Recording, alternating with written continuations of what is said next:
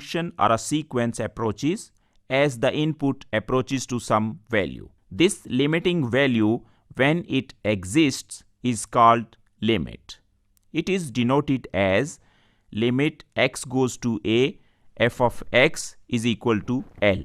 So L is called the limit of the function f of x at the point x is equal to a.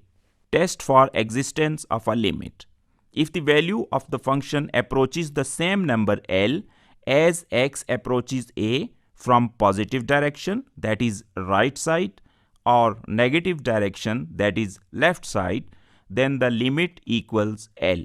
That is, if limit x goes to a minus f of x is equal to L and limit x goes to a plus f of x is equal to L, then we say limit x goes to a f of x is L. That is, limit of the function f of x is L at the point a. Dear students, now we see an example.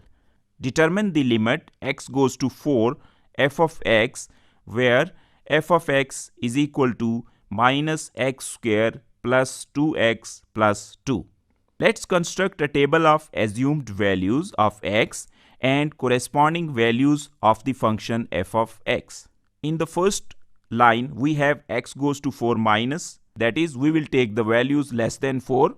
And in the second line, we have the function f of x. So the first value we take is 3.9 and the corresponding value of f of x is minus 5.41000.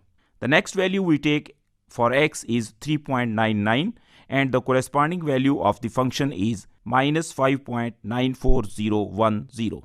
Similarly, if we take x is equal to 3.999, then f of x will be minus 5.99400. Now we see the limit of x at 4 from the positive side. That is, in the first line, we take x goes to 4 plus, and in the second line, we take the function f of x. For example, the first value we take 4.1, then the corresponding value of f of x is minus 6.61000. In the next step, if we take x is equal to 4.01, then the corresponding value of the function becomes minus 6.06010. Similarly, if we take x is equal to 4.001, then the corresponding value of the function f of x becomes minus 6.00600. Note that the value x is equal to 4 has been approaches from both the left and the right side and approaching the same limit of f of x, that is minus 6. Hence, we can say that limit x goes to 4 plus f of x is equal to minus 6 and limit x goes to 4 minus f of x is equal to minus 6.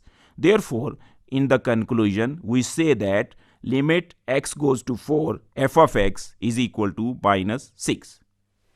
Dear students, now we see another example. The production cost per week for producing x widgets is given by Cx equal to 500 plus 350x minus 0.09x square. What is the cost to produce the 301st widget at x is equal to 300?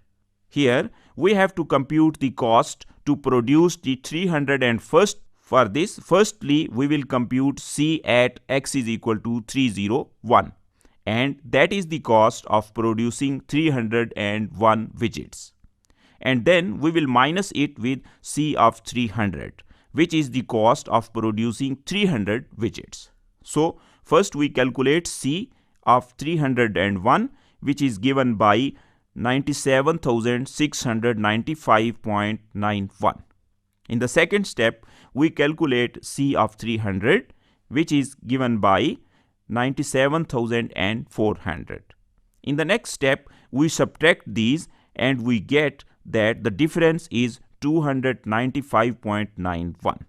Hence, the cost of producing the 301st widget is 295.91.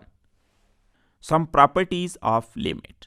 First property, if f of x is equal to c, that is function is constant where c is some real number, then limit x goes to a of this function repeat, then limit x goes to a c of c is equal to c. Next, if f of x is x raised power n where n is a positive integer, then limit x goes to a x raised power n is a raised power n. Next, if f of x has a limit as x goes to a and c is a real number, then limit x goes to a c times f of x is equal to c times limit x goes to a f of x. Some properties of limit. Dear students, next property of the limit is if limit x goes to a f of x and limit x goes to a g of x exist, then limit x goes to a the sum of f of x and g of x or the difference of f of x and g of x will be equal to the sum of their limits or the difference of their limits. Next result is if limit x goes to a f of x and limit x goes to and repeat and limit x goes to a g of x exist, then limit x goes to a f of x into g of x is equal to the limit x goes to a f of x into limit x goes to a g of x. Next, if limit x goes to a f of x and limit x goes to a g of x exist, then limit x goes to a f of x over g of x is equal to limit x goes to a f of x divided by limit x goes to a g of x, provided the condition that limit x goes to a g of x is not equal to 0. Limits at infinity. In limits at infinity, we are looking in the behavior of function when it becomes very large in either the positive or negative sense. For example, limit x goes to infinity f of x is equal to limit x goes to infinity 2x raised power 4 minus x square plus 8x divided by minus 5x raised power 4 plus 7. So here we multiply both sides and divide both sides by x raised power 4. So we get limit x goes to infinity f of x is equal to limit x goes to infinity 2 minus 1 by x square plus 8 by x cube divided by minus 5 plus 7 over x raised power 4. Now we apply the limit and we get limit x goes to infinity f of x becomes 2 plus 0 divided by minus 5 plus 0. That is, we get the limit equal to minus 2 by 5. So, as x approaches to infinity, the function f of x approaches to minus 2 by 5. Dear students, now we talk about the horizontal and vertical asymptotes. Horizontal asymptote. The line y is equal to a is a horizontal asymptote of the graph f if and only if satisfies the following two conditions. Number 1, if limit x goes to infinity f of x is equal to a, or limit x goes to minus infinity f of x is equal to a. Dear students, the horizontal asymptote is shown in the graph as green dotted line. Vertical asymptote. The line x is equal to a is a vertical asymptote of the graph f if and only if limit x goes to a minus f of x is equal to infinity or minus infinity, or limit x goes to a plus f of x is equal to infinity or minus infinity. Dear students, the vertical asymptote is shown in the graph as red dotted line. Continuity over an interval. Dear students, now we talk about the continuity of a function. A function f of x is said to be continuous at x is equal to a if the following three conditions are satisfied. Number 1, limit x goes to a f of x exists. Number 2, f of a is defined. And number 3, limit x goes to a f of x is equal to f of a. Example, given the graph of a function f of x, determine if f of x is continuous at x is equal to minus 2 at x is equal to 0 and at x is equal to 3. Dear students, first of all, we check the continuity of the function at x is equal to minus 2.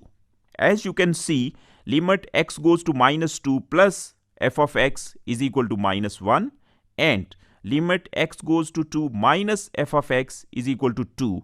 Since both the limits are different, therefore limit x goes to minus 2 f of x does not exist. So the first condition is not satisfied, therefore the function is not continuous at x is equal to minus 2. Now we check at x is equal to 0. At x is equal to 0, limit of the function is limit x goes to 0, f of x is equal to 1. Also f of 0 is equal to 1. Therefore, the function is continuous at this point, since the function and limit have the same value at x is equal to 0. Dear students, finally we check the continuity at x is equal to 3. At x is equal to 3, the value of the function is f of 3, which is minus 1, and limit x goes to 3, f of x is 0. Therefore, the function is not continuous at x is equal to 3. Although the limit exists, but it is not equal to the value of the function at x is equal to 3. That is, condition number 3 is not satisfied. Therefore, we conclude that the function is not continuous at x is equal to 3. Average rate of change and slope. The slope of a straight line can be determined by applying the 2 points formula, that is, m is equal to delta y divided by delta x. That is, delta y is y2 minus y1 and delta x is x2 minus x1. Therefore, m is equal to y2 minus y1 divided by x2 minus x1. Dear students, now we see an example. An object is dropped from a bridge which is 576 feet high. The height of the object can be determined as a function of time according to the function h of t, which is given by 576 minus 16t square, where h of t is the height measured in feet and t is time, which is measured in seconds. Determine the average rate of change in height between t is equal to 0 and t is equal to 1, then between t is equal to 0 and t is equal to 2, and then between t is equal to 0 and t is equal to 4. The average rate of change means average velocity, which is computed as distance traveled divided by the time traveled. H of t is equal to 576 minus 16t square. So average rate of change between t is equal to 0 and t is equal to 1 will be delta h divided by delta t. That is h of 1 minus h of 0 divided by 1 minus 0. This gives you delta h by delta t equal to minus 16. Average rate of change between t is equal to 0 and t is equal to 2 will be delta h by delta t, which is equal to h of 2 minus h of 0 divided by 2 minus 0. So after calculations, you get delta h by delta t equal to minus 32. Average rate of change between t is equal to 0 and t is equal to 4 will be delta h divided by delta t is equal to h of 4 minus h of 0 divided by 4 minus 0. That is, delta h by delta t is equal to minus 128. Instantaneous rate of change. At a particular moment, the rate of change is known as instantaneous rate of change. The slope of tangent line is same at the instantaneous rate of change as a point. The derivatives. The derivative of a function y is equal to f of x is dy by dx, and it is given by limit delta x goes to 0, f of x plus delta x minus f of x divided by delta x, provided this limit exists. The limit approaches to find the derivatives. To find the derivative by limit approach, we will do the given steps. Number 1. Determine the difference quotient for f using equation delta y by delta x, which is equal to f of x plus delta x minus f of x divided by delta x. Number 2, find the limit of the difference quotient as delta x goes to 0 using dy by dx is equal to limit delta x goes to 0 f of x plus delta x minus f of x divided by delta x. Dear students, now we do an example. Find the derivatives of f of x is equal to ax square. First of all, we write dy by dx is equal to limit delta x goes to 0 f of x plus delta x minus f of x over delta x. So this is equal to a into x plus delta x square minus ax square divided by delta x. Now we open the square, so we get a x square plus delta x square plus 2x delta x minus ax square divided by delta x. So which is equal to ax square plus a delta x square plus 2ax delta x minus ax square divided by delta x. So we get a delta x square plus 2a delta x divided by delta x. Now we take delta x common and we cancel it. So we get limit delta x goes to 0 a delta x plus 2ax. Now we apply the limit. So we get limit delta x goes to 0 a delta x plus 2ax. And we get dy by dx is equal to 2ax. Example. The production cost per day for some widgets is given by Cx is equal to 2500 minus 10x minus 0.01x square plus 0.0002x cube. What is the marginal cost when x is equal to 200, when x is equal to 300 and when x is equal to 400? To find the marginal cost, we need to compute the derivative of the given function. That is, first of all, we calculate c prime of x, which is given by minus 10 minus 0.02x plus 0.0006x square. Now we calculate c prime of 200, which is given by 10. Then we calculate c prime of 300, which is given by 38. Next we calculate c prime of 400, which is given by 78. Hence, the marginal cost at the level of x is equal to 200 is $10. The marginal cost at the level of 300 is $38. And the marginal cost at the level of 400 is $78 respectively. Dear students, that's all for today's program. We hope that now you would definitely have a better understanding of these topics. Next time, we will come to you with the new program. For suggestions, questions, and queries about this program, you are more than welcome to contact our department situated at block number 7, Allama Iqbal Open University, Main Campus, Islamabad. You can also contact us at 051 905 7191. Goodbye and Allah Hafiz.